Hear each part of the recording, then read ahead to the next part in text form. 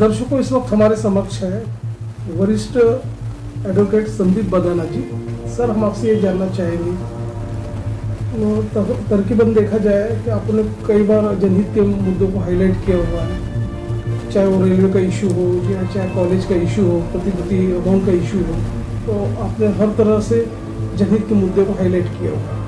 अब इसी की श्रृंखला में एक जनहित का मुद्दा ये भी आया हुआ है कि जैसे जो नेक ग्रेडिंग का जो है जो सिस्टम है यूसीजी के द्वारा, जो कॉलेजेस में जो ग्रेडिंग दी जा रही है, तो 5 ईयर्स वन टाइम, तो उसका क्या स्टेटस है, किस तरह की आपकी स्टडी है, उस बारे में हमारे दर्शकों को बताइए। नमस्कार। सबसे पहले तो आप सब दर्शकों को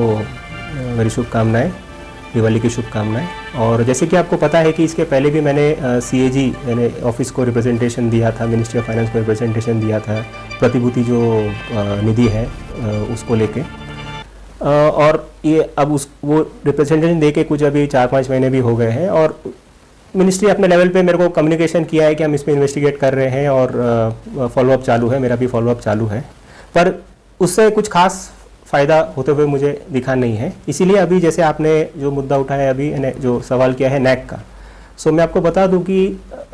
यूनिवर्सिटी ग्रांट्स कमीशन जो कि एपेक्स बॉडी है एजुकेशन सिस्टम की, और उसका एक autonomous body national assessment and accreditation council NAAC है, जो कि कॉलेजेस को एक्रेडिट करता है with various grades starting from A+, फिर B, C, इस प्रकार से मिनिमम जो रेटिंग रहता है वो C रहता है, और मैक्सिमम जो है वो A++ रेटिंग रहता है। तो अभी तक कुल नैक ने आज तक कुछ 13,000 एक्रेडिटेशंस कंडक्ट किए हैं, और उसमें से कुछ 8,000 कॉलेजेस और कुछ यूनिवर्सिटीज़ जो है वो उन्होंने रेटिंग दिया है। तो ये नैक का जो मेन पर्पस होता है वो ये है कि वो कॉलेज के जो क्वालिटी एश्योरेंस बोलते हैं, यानी कि इस कॉलेज में क्वालिटी आपको गारंटीड है, ये एश्योर करती है ये रेटिंग, जिसका जिसके भरोसे आई मीन जिसके ऊपर बेस करके चाहे वो स्टूडेंट हो, पेरेंट हो, फैकल्टी जो एडमिशन यानी जो ज्वाइन करते हैं कॉलेजेस, या फिर कोई प्लेसमेंट के लिए कंपनी हो, वो इस रेटिंग, और इनफैक्ट गवर्नमेंट के जो काफ़ी सारे स्कीम्स जो चलते हैं स्कॉलरशिप, वो भी उन्हीं को देते हैं जो नैक एक्रेडिटेड है, नहीं तो वो एक मैंडेट आ चुका है अभी। और इनफैक्ट अभी सारे 2022 तक जितने भी कॉलेजेस है, ये सबका नैक का जो रेटिंग है वो मैंडेटरी बना दिया गया है। तो ये है इंपॉर्टेंस ऑफ नैक और उसकी रेटिंग, यानी कि वो जो रेटिंग जो होती है वो एक it's a matter of trust for everyone. So वहाँ पे अभी जो मेरा ऑब्जर्वेशन रहा है कि जो मैंने इनको अभी एक रिप्रेजेंटेशन दिया है यूजीसी और नैक को, उसमें मैंने ये सवाल पूछा है उनसे कि जो कॉलेज पिछले कई वर्षों से सैलरी टाइम पे पेमेंट नहीं कर रही है, उसको आप कैसे एक्रेडिट करते हैं। कुछ केसेस में तो वो ए ग्रेड कॉलेजेस है, रेटिंग ए मिला है, पर पगार जो है पिछले 10 साल से they are having salary issues. दूसरा सवाल मैंने ये भी पूछा है कि जब उनकी पीयर टीम विजिट करती है, नैक की कमेटी की पीयर टीम विजिट करती है, तो वो किस प्रकार ये जस्टिफाई कर सकते हैं कि कॉलेज जो है उसके ठीक कमेटी के आने के पहले तुरंत सैलरी जो आउटस्टैंडिंग है क्लियर करती है, और फिर the same process is repeated, फिर से डिले होना चालू हो जाता है। तो ये किस प्रकार से वो जो टीम विजिट कर रही है, हाउ कैन इट इग्नोर। तो उनके पास तो इस रिप्रेजेंटेशन के थ्रू मैंने उनसे वही बोला है कि आप जो अपने एक फाइनेंशियल जो ऑडिट है, यानी उस चीज़ को भी बहुत महत्व दीजिए, क्योंकि फैकल्टी को अगर सैलरी पेमेंट टाइम पे नहीं होती है तो बाकी सारे जितने भी 7 क्राइटेरिया है नैक में, उनका कोई मतलब नहीं बनता है। तो यही चीज़ को लेकर मैंने एक रिप्रेजेंटेशन दिया है। ये नैक के जो स्टैंडर्ड चाहिए पर्टिकुलरली, वो स्टैंडर्ड का एडॉप्शन बराबर होता नहीं कॉलेजेस में, कई तरह की त्रुटियाँ होती है, उसके बावजूद भी ग्रेड दिया जाता है नैक के द्वारा। हाँ। लेकिन आखिर उसका खामियाजा तो वहाँ के कॉलेज के प्रोफेसरों को गिरता है, जिनकी सैलरीज नहीं होती बराबर टाइम पे। और सेकंड थिंग, स्टडी का क्या पैमाना है, उसका भी डिग्रेडेशन हो जाता है स्टडी का। तो ये सारे के सारे जो त्रुटियां हैं, इसको आप किस तरह से और हाईलाइट करोगे, उस बारे में बताइए। उसमें देखिए, अभी नैक के 7 क्राइटेरिया रहते हैं, जिसमें से छठा क्राइटेरिया जो होता है that speaks about leadership, governance and management. इसके अंडर में ये छठे क्राइटेरिया में सब क्राइटेरिया ये रहता है कि क्या फाइनेंशियल ऑडिट्स होते हैं, क्या एक्सटर्नल इंटरनल ऑडिट्स होते हैं, क्या जो पैसे प्रॉपर्ली यूटिलाइजेशन होता है क्या। लेकिन अभी क्या हो रहा है कि ये जो भी क्राइटेरिया है इसको ये क्राइटेरिया को सिंपली, और इसके सिर्फ जैसे 1000 पॉइंट रहते हैं 1000 में से, ये जो छठा क्राइटेरिया है इसका मात्र 100 पॉइंट है, यानी कि 10% वेटेज है इस चीज़ का। तो इसकी वजह से क्या होता है कि बाकी जगह पे आप स्कोर करके, और ये जो मेन है सैलरी फाइनेंशियल रिलेटेड जो क्राइटेरिया है उसको इग्नोर भी कर देंगे तो भी कॉलेज को ग्रेडिंग मिल जाता है। तो मैंने इसके लिए क्या किया है, इनको प्रपोज किया है कि सैलरी का जो क्राइटेरिया है that should be the most important criteria, उसको यानी आपको प्राइम इंपॉर्टेंस देना है, और अगर वो पेंडिंग है तो फिर या तो आप कॉलेज को आपको एक्रेडिटेशन करना ही नहीं चाहिए। जब तक वो क्लियर नहीं हो रहा है, फिर बाकी सारी बातें जो है, आपके लैब्स कैसे है, लाइब्रेरी में कितने किताब है, एक बिल्डिंग कितने खड़ी की है, ये सब व्यर्थ है अगर आपकी जो फैकल्टी है उन्हीं को आप टाइम पे सैलरी नहीं पे कर पा रहे हैं। तो इस प्रकार से हम क्या कर सकते हैं कि जो ऑडिट जो कमिटी आती है, असेसमेंट कमिटी आती है, वो सुनिश्चित करे कि सैलरी पेमेंट जो है, और वो ये करना कोई बड़ी बात नहीं है आज, क्योंकि आज आप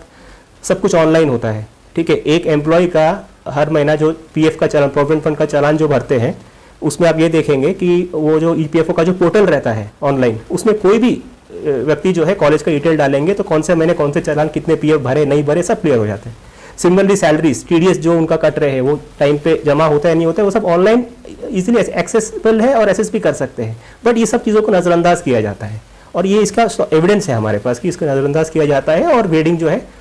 ए बी मैंने हायर ग्रेड्स उनको दिए जाते हैं। और एक लास्ट में एक बात बता दूं आपको, जैसे कि 5 नैक का जो साइकिल है वो 5 साल का रहता है, यानी कि एक बार आपको ग्रेड मिला तो वो 5 साल उसका वैलिडिटी रहती है। वेरियस जो एडमिशन्स लेते हैं बच्चे वो हर साल होता है। तो अभी जो रेटिंग आपने स्टार्टिंग में दिया है, और 5 साल तक colleges start their malpractices again, वो जो कमिटी आती है तो स्टेज मैनेज होता है, चीज़ें स्टेज मैनेज करके एक अलग पिक्चर दिखाया जाता है, और उसके बाद 5 साल फिर से वो they follow on to their old practices. But student तो हर साल एडमिशन ले रहा है, सो देयरफॉर जो असेसमेंट जो है, ग्रेड जो है, वो हर साल रिवाइज होना चाहिए। अगर कुछ भी उनको यानी क्वालिटी एश्योरेंस में कुछ भी शॉर्टकमिंग्स दिखे उनको, तो ये जो एक्रेडिटेशन है वो तुरंत या तो विड्रॉ करना, रिवोक हो जाना चाहिए, या फिर उनको डिग्रेड कर देना चाहिए। तो ऐसा मेरा इस रिप्रेजेंटेशन में मैंने ये मांगा है। हमारे दर्शकों को आप ये भी बताइए कि जो कॉलेज द्वारा ग्रेडिंग की जाती है, नैक की ग्रेडिंग की जाती है, जो 5 ईयर्स में 1 टाइम उनका एक ऑब्जर्वेशन पीरियड होता है, तो आपके हिसाब से महाराष्ट्र में ऐसे कितने कॉलेज हैं जो वायलेशन वहाँ पे हो रहा है, और वहाँ के प्रोफेसरों को, पढ़ने वाले बच्चों को ग्रेड के हिसाब से उनको एजुकेशन नहीं मिल रहा है, सैलरी नहीं मिल रही, तो आपका ऑब्जर्वेशन क्या है उस बारे में बताइए। सर देखिए, पूरे कुल महाराष्ट्र में अभी तक मेरे नॉलेज के हिसाब से जो इन्फॉर्मेशन मैंने निकाला है, कुल 1700 कॉलेजेस को नैक ने रेटिंग दिया है, यानी एक्रेडिट किया है 1700 कॉलेजेस। और उस 1700 कॉलेजेस में अभी आप स्पेसिफिकली, क्योंकि मैं नागपुर रीजन से बिलोंग करता हूँ, तो मेरा फोकस ज़्यादा नागपुर रीजन में है, नागपुर यूनिवर्सिटी बोलिए, तो उसके अंडर में कुल मिला के आप जो भी कॉलेजेस देंगे, इंजीनियरिंग के कुछ 30-40 कॉलेज होंगे। उसमें से मैं आपको ये बता सकता हूँ कि जितने भी जो B grade and above, B plus या ए ग्रेड कॉलेजेस जो है, उसमें से मुश्किल से 2 या 3 कॉलेज होंगे जिनका जो सैलरी वगैरह इश्यूज जो है वो ऑन टाइम होते हैं। Rest of the colleges are, मतलब जो मिनिमम 2 से 3 महीने से चालू करके वो 6-6 महीने, साल भर तक जो है डिले चलता रहता है। तो ये जो है ये तो हार्डली, मतलब जो ऑलमोस्ट 90% ऑफ द 88% जो एक्रेडिटेशंस हुए हैं थ्रू आउट इंडिया में, सबको बी एंड अबव ग्रेड दिया गया है 88% कॉलेजेस में। यूनिवर्सिटीज के केस में 90% यूनिवर्सिटीज़ को उन्होंने rating of more than B, 90% A rating दिया हुआ है उनको। बट इतना बड़ा जो आंकड़ा है, बट एक्चुअली उन 90% में या उस 88% प्राइवेट कॉलेजेस में कितने एक्चुअली वो ए ग्रेड के काबिल है, ये चीज़ it's a matter of concern and a matter of investigation which we have to look into. मतलब यही मेरा उनसे रिप्रेजेंटेशन में मैंने यही स्पेसिफाई किया। जो एनालिसिस किया हुआ है, आपकी टीम ने जो एनालिसिस किया हुआ है, तो उसका ऑथेंटिसिटी के लिए आपके पास कोई ऐसा पीड़ित आया था, विक्टिम्स आया था कॉलेज का, कि इस तरह का ऐसा हाल चल रहा है, ये आपका ऑब्जर्वेशन किस बेस पर, उस बारे में बताइए आप। देखिए सर, मैं खुद तो पहले भी I have been associated with the education industry, खुद में काम भी कर चुका हूँ, तो मेरा डायरेक्ट ऑब्जर्वेशन है। दूसरा, जो भी पीड़ित लोग हैं ये आते हैं, बट क्योंकि दे आर एम्प्लॉयज़, वो अपना they can not risk coming up openly, इसलिए हमें पिटिशनर्स नहीं मिलते इस केस में, इसलिए हम खुद से सुओ मोटो ये सब मुद्दों को जो है हाईलाइट करते हैं। क्योंकि जो पीड़ित है वो ऑफिशियली तो आके अपना नाम लिखवा के नहीं जाते हैं, पर यस आई मीन जो सैलरीज ड्यू है। और आपको ये भी बता दूं कि मैंने ये अगस्त के महीने में मैंने एक RTI, राइट टू इन्फॉर्मेशन के अंडर में जो प्रतिबुद्धि अमाउंट जो है वो नागपुर डिवीजन में कितना ड्यू है डिपार्टमेंट वाइज, मैंने वो भी डाला हुआ है, उसमें वो भी आंकड़े हैं मेरे पास। और ये जो भी मैं आंकड़े बता रहा हूँ आपको, वो सब जो है नैक के वेबसाइट पे अवेलेबल है। मुझे ये भी बताइए, आपने जो स्टडी किया हुआ है, जो लूपहोल्स आपने जो सामने लाए हमारे सामने, तो आप हमें ये भी बताइए कि जो यूसीजीएन है या आपने कहा जो नैक की जो गवर्निंग बॉडी है, हाँ। उसको आपको कोई रिप्रेजेंटेशन रहा या कोई कॉरेस्पॉन्डेंस रहा क्या, उस बारे में बताइए। हाँ, अभी हमने रिप्रेजेंटेशन दिया है, मैंने नैक को भी दिया है, यूजीसी, क्योंकि यूजीसी पेरेंट बॉडी है नैक की, NAAC is an autonomous body under UGC, तो उनको मैंने डायरेक्टर नैक एंड यूजीसी के जो चेयरमैन है थ्रू सेक्रेटरी एक डिटेल्ड 30 पेज रिप्रेजेंटेशन जो है मैंने उनको दिया है, जिसके ऊपर अभी उनका रिप्लाई आना बाकी है, but we are waiting for that. और हाल में अपन ये भी देख रहे हैं कि नागपुर यूनिवर्सिटी के जो ग्रेडिंग सिस्टम है पर्टिकुलरली, वो साल में एक बार होता है, तो वहाँ उस बारे में आपका क्या ऑब्जर्वेशन है, उस बारे में बताइए। देखिए, ये भी एक बहुत ही something which needs I mean investigation, because ये जो यूनिवर्सिटी की जो कमेटी है, एकेडमिक ऑडिट कमेटी जो फॉर्म किया गया है 2017 के रूल्स के तहत, उसमें हर साल जो है कमेटी आती है और एनुअल, यानी उनको एफिलिएशन के लिए जो कॉलेजेस को या तो एफिलिएशन देना है या एफिलिएशन कंटिन्यू करना है आगे, उनके लिए कमेटी आके एक एकेडमिक ऑडिट कंडक्ट करती है। पर उसमें से मैं आपको अभी एक जैसे मेरे पास वो ऑडिट का एक पेज है मेरे पास, जो सवाल पूछे जाते हैं, ये मराठी में है, इसमें आपको पढ़ के बताऊंगा। जैसे इसमें जो 12वां जो पॉइंट है, निधी आर्थिक व्यवहार संबंधीचा तपशील, इसमें एक सीधा सवाल पूछा गया है कि शिक्षक व शिक्षकेतर कर्मचाऱ्यांची नियमित दर महिन्याला नियमप्रमाणे वेतन दिले जाते काय। तो ये सवाल पे इनका क्या यहाँ पे रिमार्क रहता है, क्योंकि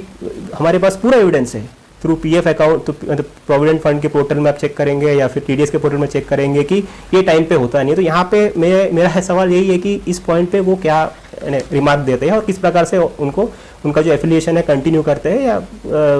डिसकंटिन्यू करते हैं, तो ये चीज़ जो है